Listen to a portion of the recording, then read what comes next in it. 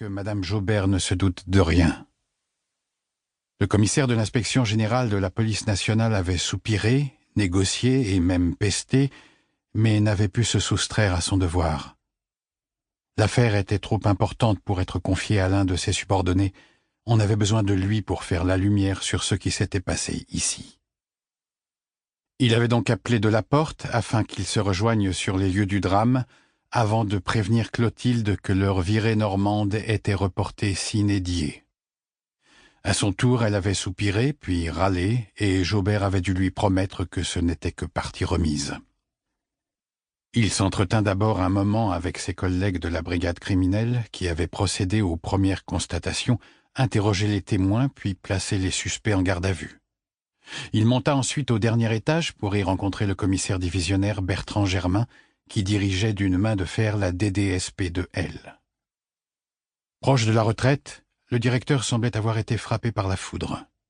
Un peu hébété, il fit un rapide topo de la situation à son collègue de l'IGPN. Il butait sur les mots, ayant soudain perdu son éloquence et sans aucun doute ses certitudes. Comment une telle horreur avait-elle pu se produire ici?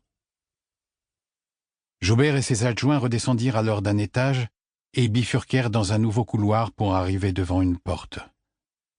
Un planton qui montait la garde les toisa avec mépris.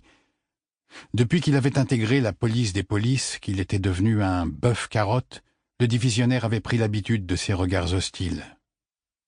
Il pénétra dans la pièce, qui devait mesurer une quinzaine de mètres carrés et dont les murs étaient d'un blanc fatigué par les années. Un autre flic y était enfermé.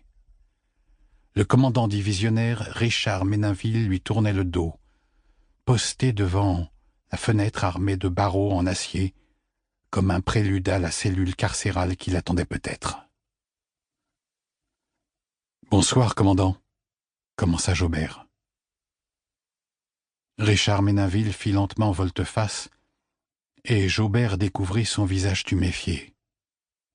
Un masque de douleur au milieu duquel étincelait son regard de fauve. « Commissaire Jaubert, IGPN, et voici le gardien du Teil. Asseyons-nous, s'il vous plaît. » Méninville se laissa tomber sur une chaise. Une table blanche en faux bois séparait les deux hommes. Jaubert y posa un calepin et un stylo tandis que le gardien du Teil, jeune femme d'une trentaine d'années, allumait son ordinateur portable. Elle adressa un signe de tête à son chef, lui indiquant qu'elle était prête à consigner les propos du suspect.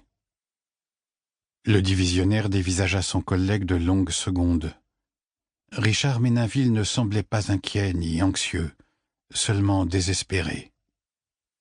« Racontez-moi ce qui s'est passé ce soir, » reprit Jaubert.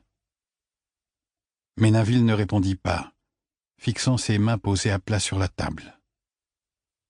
D'habitude, c'était lui qui cuisinait les prévenus dans cette même salle. Jaubert se souvenait de l'avoir croisé des années auparavant.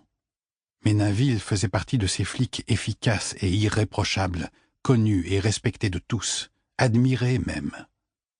Il avait débuté au 36 alors qu'il n'était que lieutenant, puis capitaine. Excellents états de service, marqués par un acte héroïque en début de carrière. En prenant du galon, il avait rejoint la DDSP de L pour y assurer le commandement de la brigade des stupéfiants et retourner par la même occasion non loin de ses terres natales. « Je ne suis pas là pour vous juger, » rappela Jaubert, « juste pour vous écouter. Je voudrais seulement comprendre. » « Comprendre ?» répéta Méninville avec un sourire d'une infinie tristesse. Le son de sa voix, enfin. « Oui, comprendre, » insista le commissaire. « Vous ne pouvez pas comprendre, » fit Méninville dans un mouvement de tête. « C'est une trop longue histoire. » À cet instant, le divisionnaire Jaubert ne connaissait que l'épilogue de cette histoire qu'il pressentait compliquée à souhait, une de celles qu'il aimait tant à démêler. À cet instant, il avait oublié sa maîtresse et son séjour raté en Normandie. Il ne voulait plus qu'une chose, une seule, savoir ce qui avait conduit le patron des stupes à sombrer ainsi. « J'ai tout mon temps, commandant. Toute la nuit, s'il le faut. »